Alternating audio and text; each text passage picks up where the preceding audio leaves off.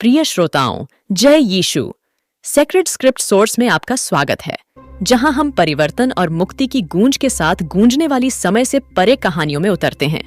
मैं Astrid Burgess frisbee हूं, इस आध्यात्मिक यात्रा पर आपकी मार्गदर्शक।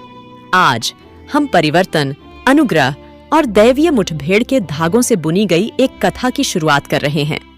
जेरिको शहर में जक्कई नाम के एक व्यक्ति ने खुद को धन और शून्यता के चौराहे पर पाया।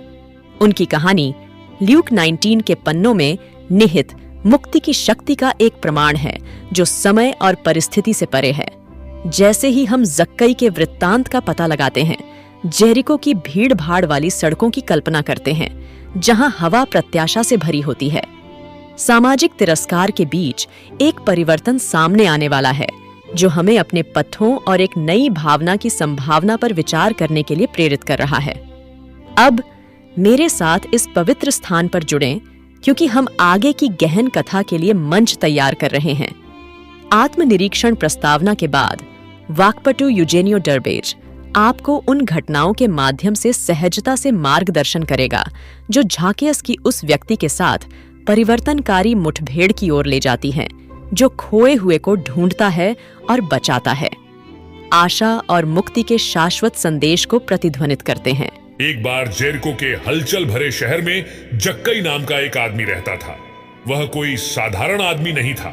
वह एक मुख्य कर संग्रहकर्ता था, जो अपने धन के लिए जाना जाता था और अक्सर लोगों द्वारा तिरस्कृत होता था।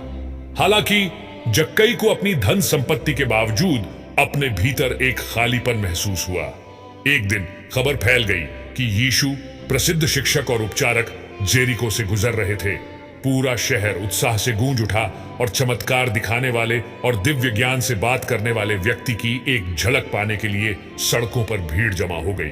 अब जक्कई छोटे कद का आदमी था और दबाव भरी भीड़ ने उसके लिए यीशु को देखना असंभव बना दिया था।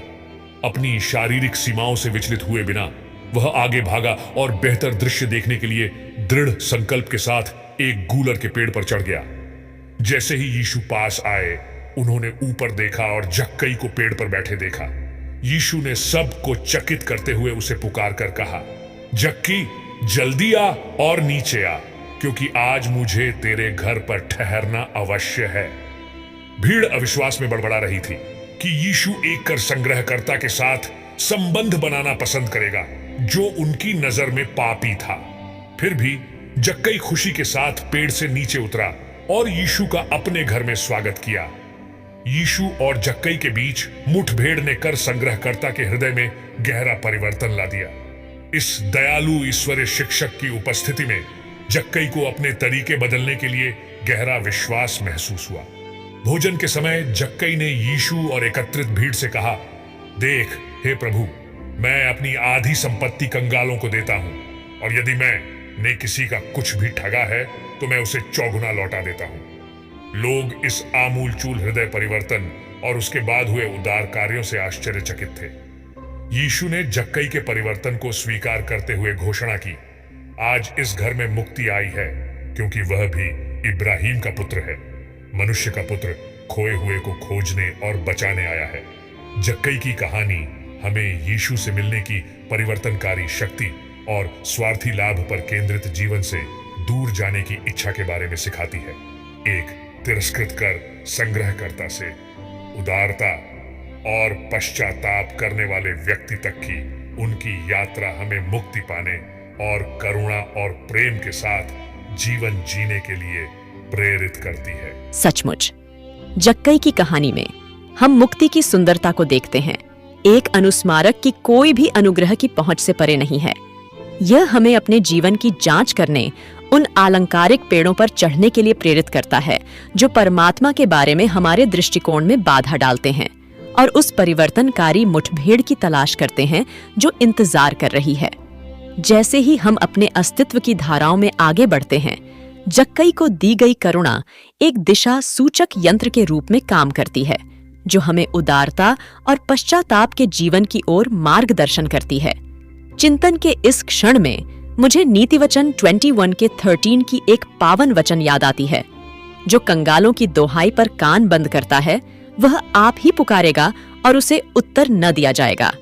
आइए हमारे हृदय हमारे आसपास के लोगों की पुकार के प्रति अनुरक्त हों और हमारे कार्य उस प्रेम और करुणा को प्रतिबिंबित करें जो उन शिक्षाओं को परिभाषित करते हैं जिन्हें हम प्रिय मानते हैं। इससे पहले कि हम अलग हों, मैं सेक्रेड स्क्रिप्ट सोर्स को सब्सक्राइब कर लेने का निमंत्रण देती हूँ। हमारे समुदाय में शामिल हों, क्योंकि हम पवित्र कहानियों के माध्यम से दैनिक यात्रा शुरू करते हैं जो संक्षिप्त लेकिन प्रेरणा से भरपूर है।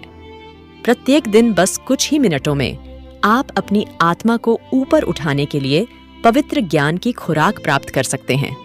इस आध्यात्मिक यात्रा का हिस्सा बनने के लिए धन्यवाद। जब तक हम दोबारा नहीं मिलते, हम जो कहानियां साझा करते हैं वे आपकी आत्मा की सहानुभूति में गूंजती रहेंगी। सब्सक्राइब कर लें, शेयर करें और इन आख्यानों की परिवर्तनकारी शक्ति को अपने दैनिक पथ पर चलने दें। आमीन। जय यीशु।